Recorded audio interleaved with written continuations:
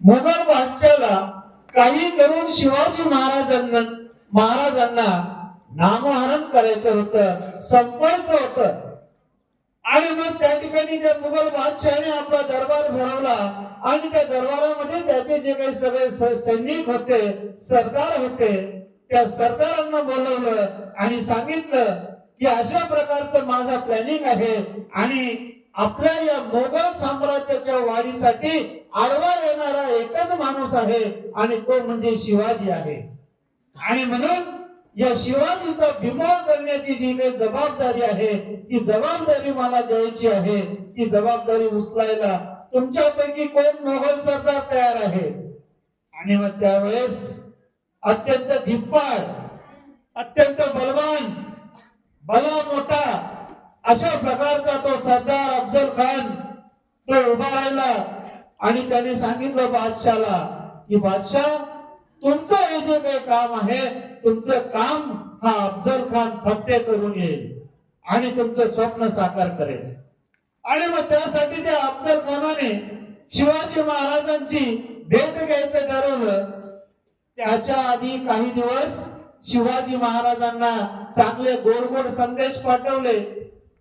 अशा प्रकारे भासवलं की अफजल खानाला आणि मोगल बादशाहाला शिवाजी महाराजांबद्दल एक जिव्हाळा निर्माण झालेला आहे. त्यांचं जे शत्रुत्व आहे ते शत्रुत्व संपलेलं आहे.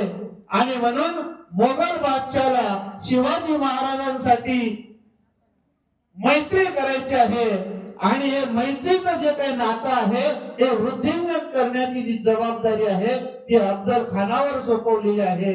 आणि म्हणून तो अफजल खान जो आहे तो अफजल खान कशा प्रकारे मैत्रीचा बहाणा करतो. म्हणजे बघा विद्यार्थी मित्रांनो, जीवन जगत असताना जेव्हा तुम्ही मोठे व्हाल तेव्हा अशा प्रकारचे प्रसंग आपल्याही जीवनात येतात.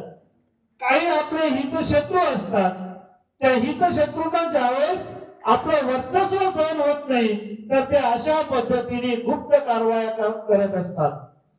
तुमच्याशी मैत्रीपूर्ण संबंध दाखवायचा प्रयत्न करतात परंतु नंतर तुमचाच खाता काढण्याचा प्रयत्न करतात. हे अफजल खानाच्या प्रसंगावरनं आपल्याला शिकायला मिळतं. आणि अफजल खानाची जी भेट झाली ती कुठे झाली? प्रतापगडाच्या पायथ्याशी झाली. आता वास्तविक प्रतापगड हा जो काही किल्ला आहे हा प्रतापगड किल्ला जंगलात आहे. शांत अशा प्रकारचं जंगल. आणि त्या ठिकाणी अफजल खान आणि शिवाजी महाराजांची भेट होणार होते. आणि मग जर का शत्रूची चाल ओळखणार